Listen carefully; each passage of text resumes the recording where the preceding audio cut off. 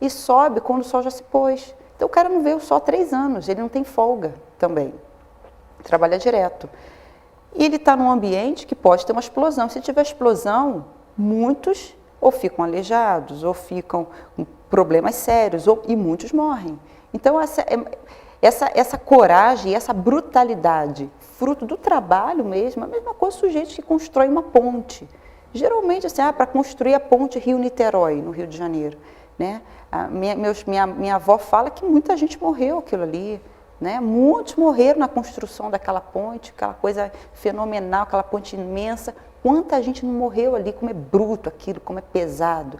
Essa é a brutalidade, essa é a violência que marca essa trilogia, que marca isso. E essa coisa do subterrâneo, né, até dessa passagem que você leu, é uma coisa muito presente no que eu escrevo. Eu gosto muito de escrever sobre essas coisas do subterrâneo.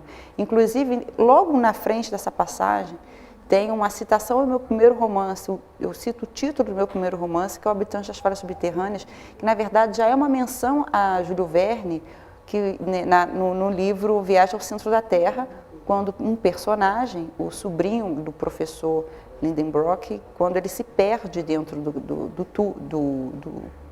de um vulcão, e ele começa uma narrativa muito angustiante, que ele está sozinho, não enxerga nada, está se machucando naquelas paredes estreitas, e ele justamente fala que ele está se sentindo como um habitante das falhas subterrâneas. Essa passagem leva para o meu primeiro romance, e como eu estava justamente falando de um subterrâneo físico dessa vez, não era um subterrâneo emocional ou psíquico, então eu consegui pensar até o título do meu primeiro livro, que faz também de uma analogia de obra, né? Acho que o autor tem um pouco disso, de querer associar sempre trazer um pouco de um livro anterior, para você mostrar o conceito de obra, né? De construção e como você está pensando esse todo. Então é mais ou menos por aí que eu penso essa obra. Eu acho que eu não sei bem o que você queria saber dessa passagem, mas se é dessas questões de subterrâneo, por exemplo, eu acho que tem uma ligação com o meu trabalho desde o início, sutilmente, mas isso eu venho destrinchando. Acho que respondeu, né? Eu queria sentir a sua impressão, porque me tocou bastante, em especial pensando em a função do escritor, né? Amarrando com o começo da nossa conversa, como trazer gente para a literatura. De certa maneira, a literatura está indo onde as pessoas não estão indo, né? E a gente não vai a lugar nenhum hoje, bem na verdade, né? A gente espera e as coisas vêm até a gente, o delivery, a internet, os mobile, enfim, tudo vem, né? Tudo chega cada vez mais rápido, fácil, né? E para onde que a gente vai? Eu não sei. E o escritor tá indo, né? E muitas vezes com muita crueldade em lugares que as pessoas em geral não estão indo, nessa mediocridade, nessa medianidade, né? Que você coloca que a literatura é uma fuga para você. É por aí a função da escritora Ana Paula Maia? Eu acho que a literatura como fuga e como pensar a sociedade também, né? É um lugar que você pensa, de reflexão. A literatura veio para mim, o ato de escrever, antes da literatura, veio para mim, a primeira coisa que eu escrevi na minha vida foi um roteiro para curta-metragem. E já era um roteiro que eu escrevi porque eu já estava com essa questão de pensar o mundo que eu vivia e tal, alguma coisa ali atravessada na minha garganta, algo que me incomodava. Então, eu já comecei a escrever com esse intuito de pensar o mundo, né? De pensar as relações sociais, de pensar o que eu estou vivendo. Isso, claro que acabou, enfim, foi se desdobrando. Tudo que eu escrevo tem um cunho que vai muito para isso, né? É sempre esse pensar da sociedade. Às vezes é um livro que tem um cunho mais político, quando você está tratando de relação do homem e trabalho, é quase marxista isso, né? Relação do homem com o trabalho e tal, o trabalho molda o caráter do homem ou o homem que é moldado, sabe? Como é que é essa relação, né, do homem com o trabalho? Então isso é um dos pontos de interesse grande dessa trilogia, mas eu acho que a fuga não, acho que fuga é outras coisas. Fuga é quando você se fecha disso. É quando você se distrai, eu estou aqui só me distraindo, fazendo uma coisa para me distrair. Muito pelo contrário, isso é o que me traz. Isso é quando eu falo assim, não, agora eu vou tirar, sei lá, 1 ano para me dedicar a um livro. É 1 ano de reflexão pesada. Tudo é referência para livro, tudo é referência para o que eu estou escrevendo. Uma frase, algo que eu assisto, uma imagem, enfim. Eu tenho tempos e tempos, momentos longos de reflexão, é o que vai, na verdade, saindo depois na obra, vai se refletindo no livro. Então, eu tenho mais essa relação de extrapolar, né, de levantar questões, para mim, porque a cada livro eu me transformo também, muito mais da questão da fuga. Porque a fuga, eu acho que já é o momento em que eu não estou muito interessada em pensar nada. O que se tem muito, o que se produz muito culturalmente, né, pode-se dizer o entretenimento de fuga, que é o entretenimento que não te leva a lugar nenhum, não te leva a pensar, a refletir, mas te leva a relaxar. Né? Todo mundo precisa disso, mas tem pessoas que só consomem isso. Né? Não tem um momento de parar para pensar. Eu acho que a literatura precisa provocar um certo incômodo. A arte em geral, se ela provoca um incômodo, provoca uma inquietação, provoca uma repulsa, alguma coisa ela tem que provocar, porque se ela passar, ai, tão bom, sabe, com um suspiro, eu falei, não, sabe, não provocou, relaxou demais, teve um suspiro, ai, que bom, né, relaxou. Eu acho que não, a literatura, eu acho que as artes em geral têm uma função mais de incômodo, de te levar a algum outro patamar, e não, né, de relaxar demais. Você, em alguns momentos, em vários, na verdade, fala sobre essa questão visual. O seu primeiro trabalho escrito era um roteiro. Chegou a ser filmado, aliás? O curta? Era um curta, de faculdade. Chegou a ser filmado, sim. É? É, a gente chegou a filmar, mas nunca foi concluída a filmagem. Mas chegou a rolar. Foi engraçado. Foi uma experiência que eu tive, assim, no cinema. Eu nunca estudei cinema, mas foi uma coisa divertida. Cinema é divertido mesmo. É o fato que a imagem sobre a palavra, ela e é um outro fantástica. pensar. Eu escrevi um longa, eu tive a experiência de escrever um longa, adaptação de um livro que não é meu, é de um escritor mexicano, um trabalho por encomenda, no qual eu tive muita liberdade para escrever. Então, mas eu me identifiquei tanto com a obra e foi uma coisa tão intensa que também escrevi aquilo, posso dizer até muito rápido, mas eu escrevi como se fosse meu mesmo, né? Porque tem que ter paixão, né? É claro que tem pessoas que escrevem tecnicamente e tal, um roteiro por encomenda, mas é muito melhor quando tem paixão e tem uma afinidade com a obra, né? E é uma outra coisa que se pensa, né? Engraçado. O cinema é uma frase, uma imagem, já disse tudo, né? Às vezes uma coisa curta, às vezes não precisa muitas. Evito até, como eu sou muito verborrágica, eu evito até colocar muitas falas, dependendo de como é esse filme. E esse filme não é um filme muito falado. Então, é uma outra linguagem, é um outro mundo, mas muito, muito, muito fascinante. Mas a sua narrativa, ela tem, embora tenha sido para você um exercício para esse longa, trabalhar mais com a imagem, menos com a verborragia, menos com o verbo, o seu livro em especial aqui, ele insinua a imagem, né? Ele é visual. Muito, muito, né? Visual. Eu senti lendo ele, assim, eu li numa pegada só, sabe? Até o tempo de um filme, né? Sim. 2 horas e pouco, né? Pois é. Mas parecia uma timeline passando. Sim, né? É verdade, né? É engraçado. Porque eu sou muito imagética, né? Eu gosto, assim, eu costumo dizer que eu vou tirando, assim, as camadas. A literatura, ela tem uma função, muitas vezes, de pegar o leitor e conduzi-lo. Né? Então, através da construção dos parágrafos, a retórica, o texto vai te envolvendo e você vai muito mais sentindo do que vendo. Né? As narrativas mais psicológicas fazem isso, você sente, você vai sentindo, mas você não vê tanto. Se você reparar, é uma coisa curiosa. Eu gosto de mostrar mais e dizer menos. Então o leitor tira suas conclusões. E quando os personagens falam também, coisa que eu gosto muito são os diálogos, como os personagens se mostram e trazem coisas para mim como autora, e trazem isso para o texto e até muitas vezes modificam rumos da narrativa, que às vezes era um sujeito para aparecer numa cena, e ele fica até o final do livro. Porque quando ele abriu a boca, ele trouxe coisas tão interessantes para o livro, que ele permanece narrativa. Então, falar muito, deixar os personagens interagirem, realmente falando, e mostrar, eu acho que eu consigo criar uma interação com o leitor. Eu gosto de ler algo também e ver aquilo, sabe? Eu gosto de ver nas imagens, construindo aquelas imagens. E a literatura, ela também tem esse efeito, muitas vezes, de sensações, né? De tratar das sensações num plano mais metafísico e não de um plano muito físico. Quais são os seus momentos de escrita, o seu trabalho mesmo? Quantas horas por dia? Pouquíssimo tempo. 1h30 no máximo eu escrevo por dia, mesmo assim, é uma escrita válida. Outro tempo, o resto do tempo eu passo pesquisando, se eu tiver... Porque eu sempre esbarro com um detalhe técnico, às vezes até, sei lá, com um tipo de vinho. É um detalhe técnico, você tem que às vezes parar para pesquisar, uma marca de charuto, né? Você tem que parar para pesquisar. Pequenos detalhes que você pode precisar. Tempo de escrita leva de 40 a 1h30, não passa disso, 40 minutos a 1h30. E cada livro tem um horário, assim. Esse eu escrevi pela manhã, às vezes um livro que eu posso escrever pela tarde. Eu gosto mais de escrever pela manhã hoje em dia, mas geralmente eu tenho um calendário, início e fim. E consigo terminar aproximadamente, né? Passo um pouco, mas aproximadamente naquele timeline ali que eu estabeleço. Mas essas horas diárias não tem mais porque tem outros trabalhos? Não, porque não precisa ter mais. Né? Não dá. É o sumo a que mente sai, né? só sai aqueles 40, que quando sai uma lauda, 2 muito boas, já está ótimo.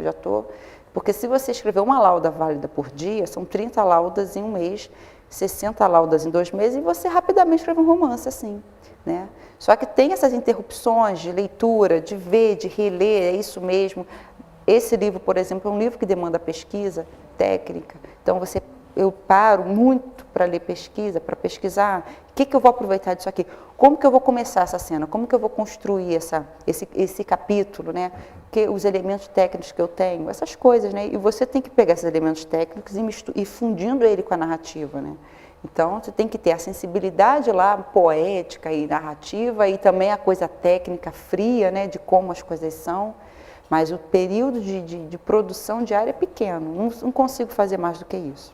Agora, para quem não leu o livro, esses personagens, me corrija se estiver faltando algum que você considere importante, mas um é um bombeiro que lida com incêndios e que tem um detalhe muito interessante que ele não sente a dor do fogo. Não, ele tem uma doença. Tem uma doença, né, que existe certamente, né? E tem um outro núcleo ali que vive num crematório, né? Então, novamente, a questão do fogo e das cinzas, né, da dificuldade que é de cremar alguns cadáveres para reduzir aquilo que já foi uma vida a cinzas, para entregar a família, né?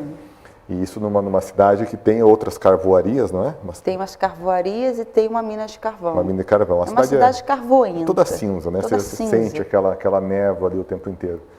E pelo que você me coloca, a sua pesquisa ela é pela internet, é bibliográfica, ela é de texto, né? Eu tenho uma pesquisa de matérias de jornal. Toda baseada em matéria. Eu prefiro muito mais, porque eu acho que é uma fonte melhor para eu pesquisar. Então, assim, jornais do Brasil todo. Né? Então, eu consigo pegar artigos sobre, por exemplo, sobre carvoaria. Fácil, você pega muitas. Então, assim, eu leio vários artigos de jornal, vídeos de reportagem. Então, esse material todo é trabalhoso, leva meses. Meses, e eu pesquiso, eu faço todo dia.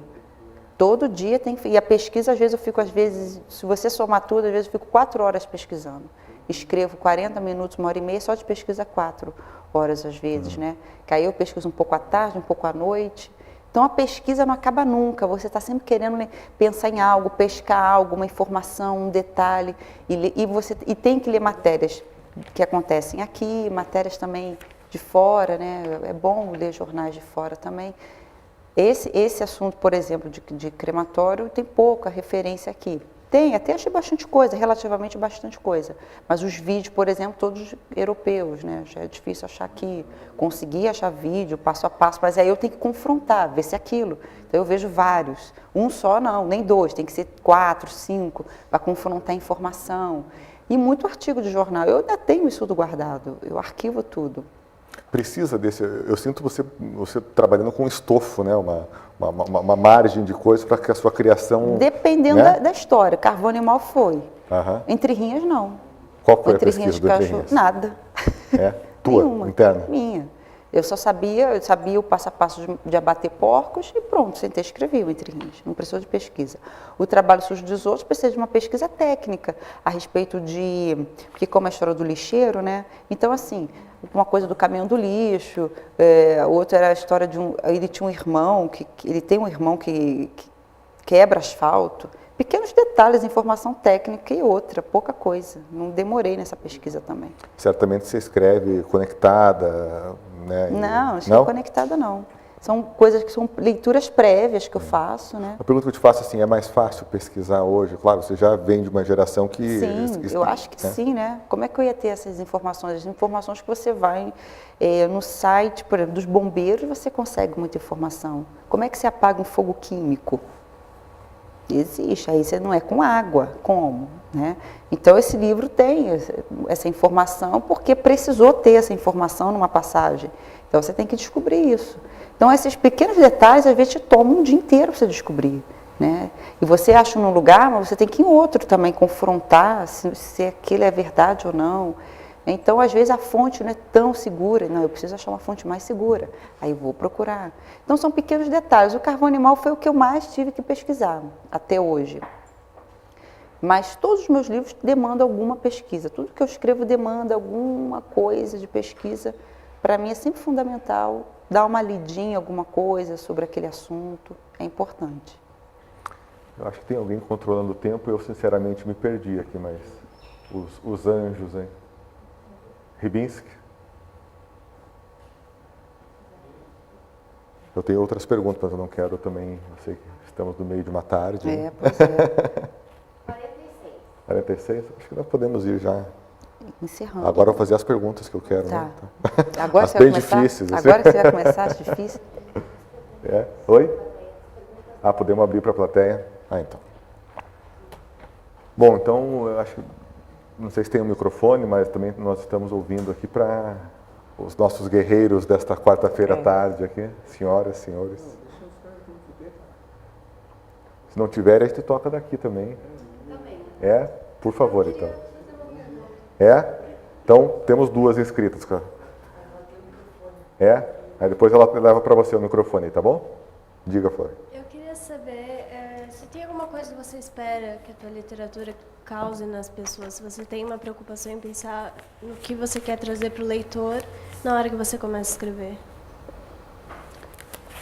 Quando eu começo a escrever, eu tenho um compromisso muito grande com o personagem e com o mundo dele, com a história dele. Então, o leitor vem depois, né? Acho que quanto mais eu me dedico ao trabalho, quanto mais eu penso na história, quanto mais eu tento extrair o melhor dessa história, eu acho que eu já estou pensando no leitor, porque ele vai ter o que eu pude fazer de melhor naquele momento. Mas eu não consigo pensar, o leitor aqui, olha, vai gostar aqui, ele vai ficar impactado. Não, faço a menor ideia. Muitas vezes eu fico impactada. Esse livro foi um livro difícil. Quando eu cheguei no final, já cheguei esgotada, não aguentava mais de tanta coisa estranha que eu tinha visto para poder escrever. Tem um desgaste emocional muito grande, mas é difícil saber e dosar essa reação do leitor. Acho que quem sabe fazer isso é quem escreve para teatro, né? Mais ou menos. Você tem a resposta, resposta do público. Agora, escrever um livro é um pouco difícil. E aparece, né, quando você quer escrever para chocar muito. Eu acho que isso aparece também, né? Eu escrevo para expor muito mais com uma intenção assim, vou fazer isso ou aquilo, mas com uma intenção de expor, de exposição. Tem mais uma pergunta da Pois moça?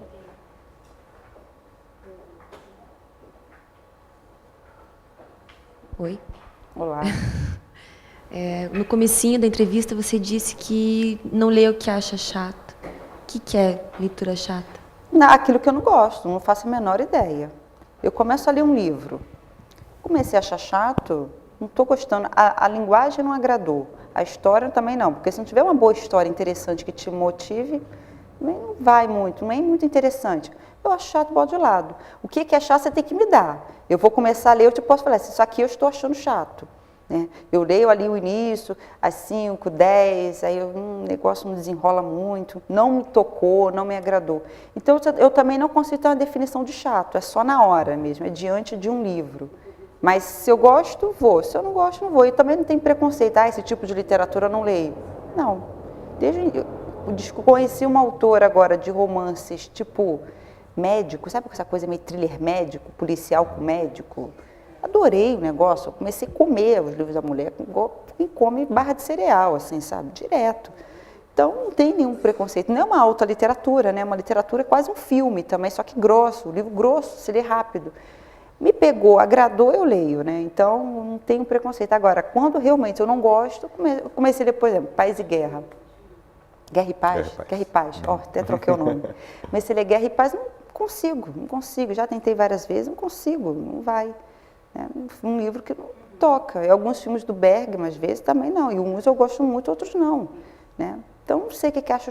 O chato é ele no momento. Olha, não gostei, não tentei, tento de novo. Não aguento, não deu. Então, não tem uma definição, é coisa de momento mesmo.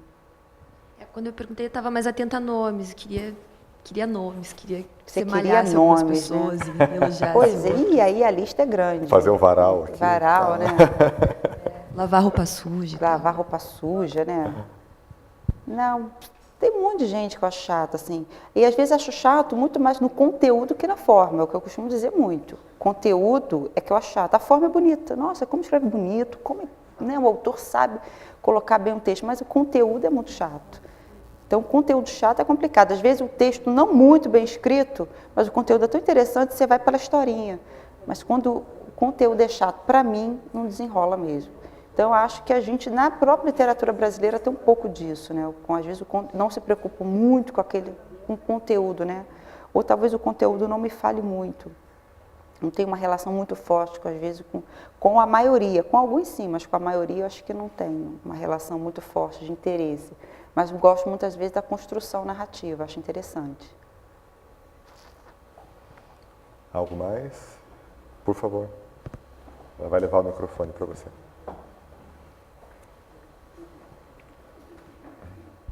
Tudo bem? Olá, tudo bom? Então, você falou bastante dos escritores, né? Você citou no início ali o Dostoiévski, né? O escritor, o Salinger, né? E na literatura brasileira universal tem muitas escritoras, né? Muito assim, encantadoras, né? E escrevem literatura. Você tem alguma autora, alguma escritora? Eu li poucas mulheres. A que eu gosto mais é a Lígia Fagundes Telles.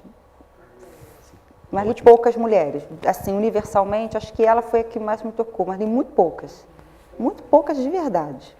Não sei por quê. Mas por quê? Eu não faço a menor ideia. Talvez um dia eu comece a ler mesmo, mas li pouco, talvez eu tivesse pouco acesso, não sei. A Lígia eu gosto, li algumas coisas e gosto, mas fico mais restrita a ela mesmo. Não tive muita influência, não, de autoras, não. E uma outra pergunta, eu queria saber se você reescreve muito seus textos, você rascunha muito e limpa muito eles, ou não tem Não, muito meu esse texto já é problema? sequinho, já sai sequinho assim, eu não reescrevo não tenho o hábito de ficar reescrevendo muito. Se eu tiver que reescrever ali no momento mesmo, já saiu, não está muito bom, já vou arrumando, né? Então, por isso que eu tenho uma produção pequena, diária, mas uma produção válida, né? Então, mesmo eu gosto de escrever pouca coisa, mas já deixar aquilo pronto. Às vezes até faço uma inversão de ordem e tudo, às vezes, nossa, essa frase está horrorosa, essa construção nem eu estou entendendo. Também tem isso, eu vou lá, arrumo, né, reescrevo assim, mas é pouco, de um modo geral é pouco, não é muito não.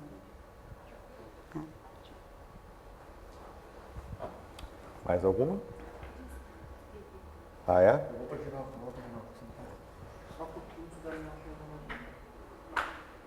Encerramos, então? De acordo? De acordo? De acordo. Algo mais? Nada mais. A gente deixa à vontade aqui? Faltou algo? Tá, falei tudo. Falou tudo? Falei tudo. Bom. Tem mais algum na gaveta? Tá saindo? Nada, gaveta nada, nem faço a menor ideia agora. Sai do zero. Tem que sair sempre do zero, né? Que bom, fico feliz. Bom, gente, nós agradecemos, né? Acho que foi um papo, né? Uma voz feminina falando sobre a literatura masculina, que é muito interessante esse exercício de brincar, né, no universo do outro. Fala, Flor. Começa o agradecimento de novo. Tá bom, comece. Televisão. Televisão, vamos lá. Bom, a gente agradece a presença da Ana Paula Maia. Só um pouquinho.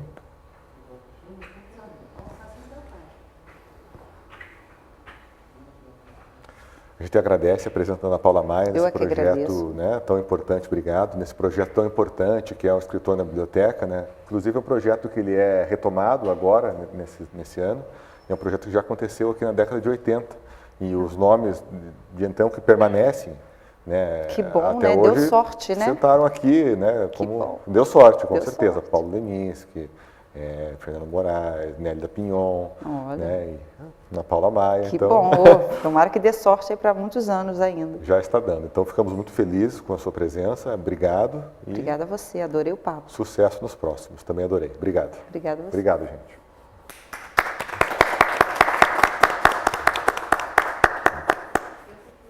Muito bom. Podemos nos mexer? Podemos? Ainda não. Ó. Tem que subir ficha. Ih, Agora tem que subir ficha. Aí é que a gente fica naquela conversinha, exatamente, né? aquele papo Que ninguém mole, sabe o que a ninguém gente está sabe o que falando, é, né? As pessoas não fazem a menor ideia, né? Eu apresentei jornal há uns 8, 10 anos, assim, sabe? Ah, E é? agora faz uns 3 anos que eu não faço mais isso. Você ficou quanto tempo apresentando? Fiquei 8 anos na reportagem, daí acumulei a apresentação no final. Assim, Na televisão, na bancadinha? Aquele bem sério, não usava barba, né? Na bancada assim? Normal.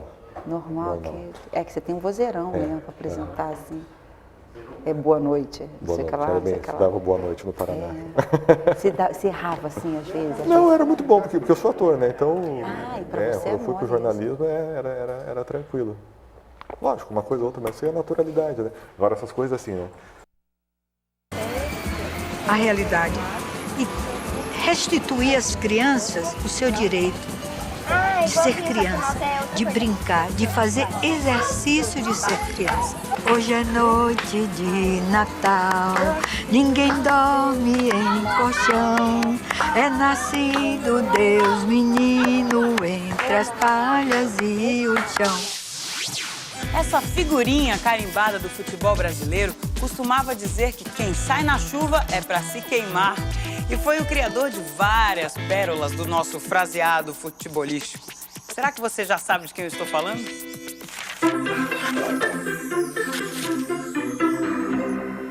Jogador tem que ser completo como o pato, que é um bicho aquático e gramático. Essa é apenas uma das célebres frases de Vicente Mateus, presidente do Corinthians por 8 mandatos. Sobre o tempo à frente do clube, costumava dizer: minha gestação foi a melhor que o Corinthians já teve. Um dos craques do período foi Sócrates, que Mateus um dia elogiou dizendo: o Sócrates é invendável e imprestável. Alguns acreditam que as pérolas eram resultado da falta de escolaridade. Mas os mais próximos garantem: tudo não passava de uma peculiar forma de autopromoção. Almanac também é desafio, agora com questões de múltipla escolha. Veja se mata essa. Em 1974, foi inaugurada no Brasil uma ponte muito importante, que é uma das maiores do mundo. Estou falando da Ponte Hercílio Luz, Ponte Rio-Niterói, Ponte Estaiada ou Ponte de Safena. Já matou? Vou dar umas dicas. É uma ponte bilíngue. Suas peças vieram lá da terra da Rainha Elizabeth II, que esteve na cerimônia de início das obras. Tem 8 vias e a extensão total de 13,29 quilômetros. E aí, já descobriu? Acertou quem disse Ponte Rio-Niterói. É a própria. Tão importante no Rio de Janeiro que seus habitantes se referem a ela apenas como a ponte. Chegamos ao momento final do nosso desfile sobre rodas. Mas vamos fechar com modelitos que causaram furor nas décadas de 70 e 80. Enfim, um carrão pequeno. Com esse glorioso slogan, o Fiat 147 invadiu as passarelas. Primeiro carro a álcool produzido em série. Tinha motor transversal e bom espaço interior. Os pedais eram pequenos e suaves como o volante. Mas seu grande trunfo era o design. Diferente, compacto, retangular. Suas medidas eram uma alfinetada na concorrência. Tinha 40 centímetros a menos que o Fusca. Mas em matéria de design, a década de 70 tinha muito mais a dar. O último grito da moda eram os equipamentos arrojados do Miura. Faróis escamoteáveis movidos a vácuo, regulagem elétrica de direção, freios ABS, carroceria de fibra de vidro. E o suprassumo da modernidade. Um sintetizador de voz que avisava, por exemplo, se o combustível estava para acabar. Econômico, inteligente e, acima de tudo, honesto. Esses eram os atributos de um carro genuinamente brasileiro. O Jeep X12 Carajás apostou num look simples, com carroceria de plástico reforçado com fibra de vidro. E também no baixo consumo, a versão a diesel podia rodar até 1.500 quilômetros sem abastecer. Entusiasta da indústria nacional, o criador da grife dizia que a fábrica não era uma multinacional, mas sim uma muito nacional. Se você pretende saber quem eu sou, eu posso lhe dizer. Entre no meu carro, na estrada de Santos, você vai me conhecer. No final dos anos 60, Roberto e Erasmo já celebravam a conhecida paixão dos brasileiros por carros. E se é brasileiro e a paixão, pode crer que mais cedo ou mais tarde o assunto vira história de almanaque aqui no Almanaque Brasil. Eu vejo vocês na semana que vem. Bye!